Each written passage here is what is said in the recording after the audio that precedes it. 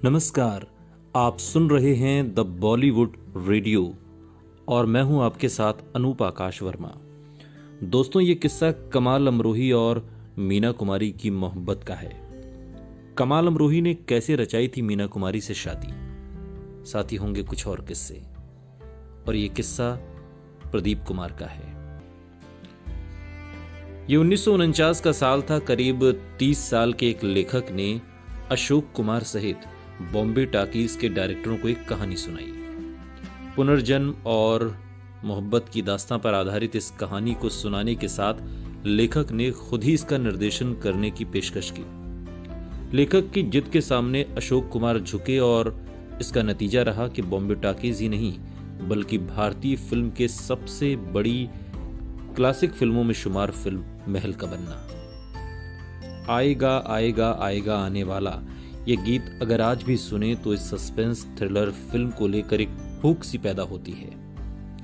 भारत की पहली horror film के रूप में मशहूर हुई महल के असर का अंदाजा तब होता है जब आप इसकी तर्ज पर बने फिल्मों की लिस्ट को देखते हैं। बिमल रॉय की 1958 में आई मधुमती, बीरेन नाग की 1962 में बनी 20 साल बाद, 1964 में बनी कोहरा और इसी साल आई राज खोसला की वो कौन थी। इतनी फिल्मों के बाद भी ओरिजिनल महल का जादू फीका नहीं पड़ा। इस फिल्म की कहानी, संवाद और निर्देशन कमाल अमरोही का था, जो पिछले 10 सालों से फिल्मी दुनिया में संघर्ष कर रहे थे।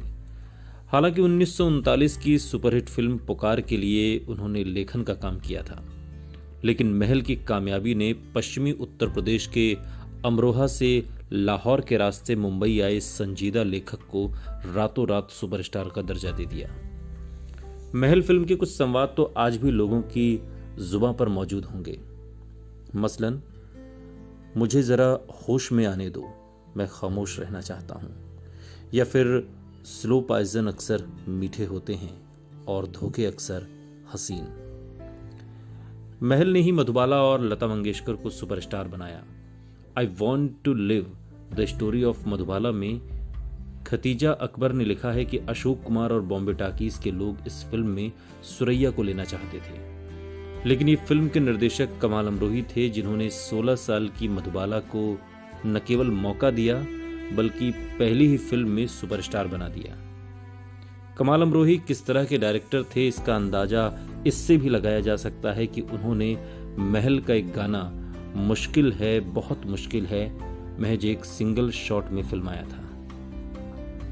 नसरीन मुन्नी कबीर की किताब लता मंगेशकर इन हर वॉइस में लता मंगेशकर ने कमाल अमरोही के संगीत की समझ की काफी तारीफ की है। कमाल अमरोही ने आएगा आएगा आने वाला की धुन का इस्तेमाल फिल्म में 7 बार करने का मन बनाया और आज भी पूरी फिल्म इस गाने से उलझी हुई मालूम होती है।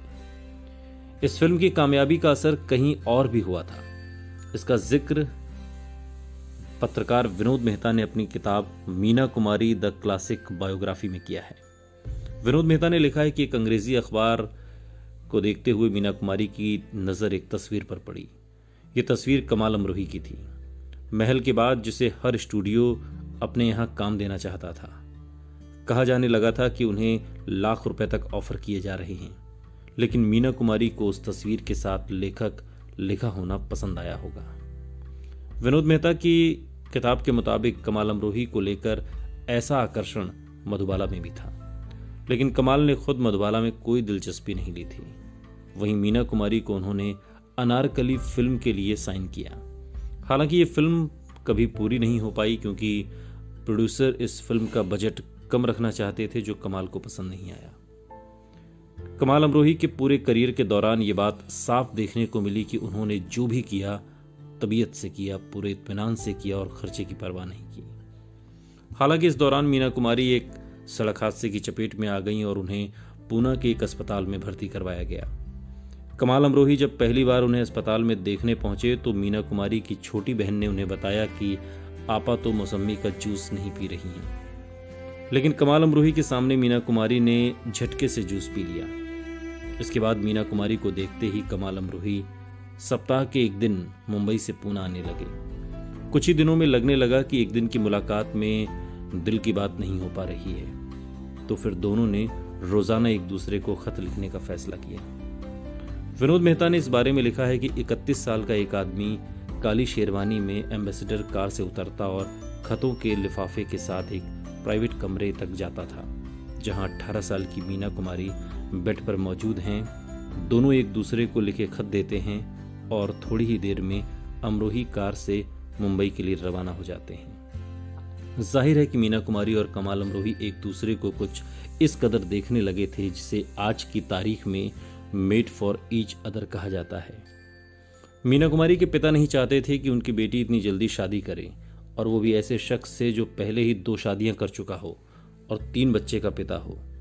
लेकिन मीना कुमारी और कमाल अमरोही के लिए एक दूसरे के बिना रह पाना मुश्किल होता गया, और आखिर में 14 फरवरी साल 1952 को मीना कुमारी ने कमाल अमरोही से शादी कर ली। ये शादी कैसे हुई, इसके बारे में विनोद मेहता ने लिखा है कि मीना कुमारी अपनी बहन के साथ वार्डन रोड पर स्थित एक मसाज क्लिनिक पर रोज जाती थी। एक्सीडेंट के बाद ये उनके इलाज का हिस्सा था।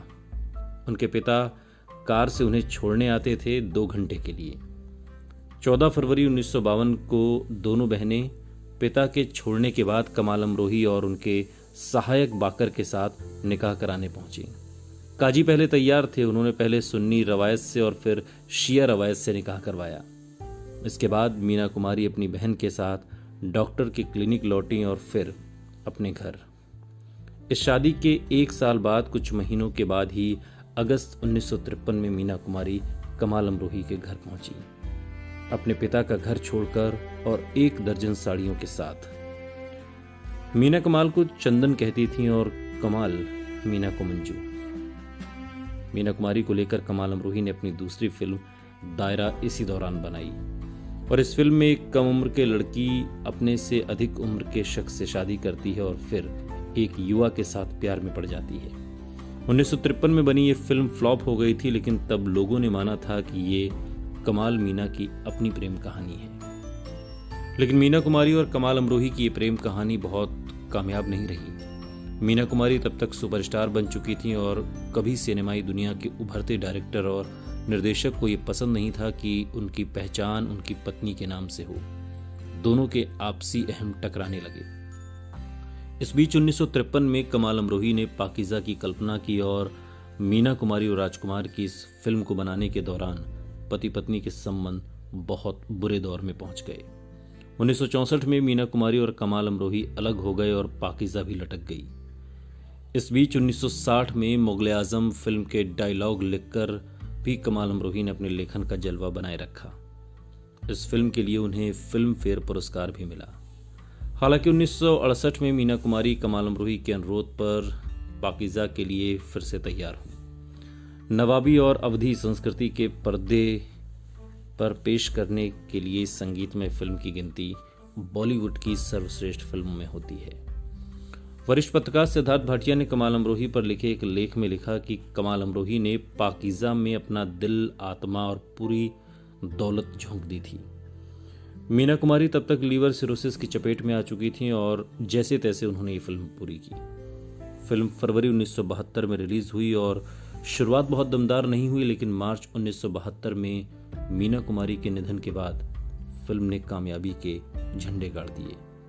इस फिल्म की कामयाबी और मीना कुमारी की मौत ने कमाल अमरोही की आत्मा को कुछ इस तरह झंझोरा कि उनका मन फिल्म की दुनिया से उचट गया। हालांकि करीब 1 दशक बाद उन्होंने 1983 में रजिया सुल्ताना से वापसी जरूर की।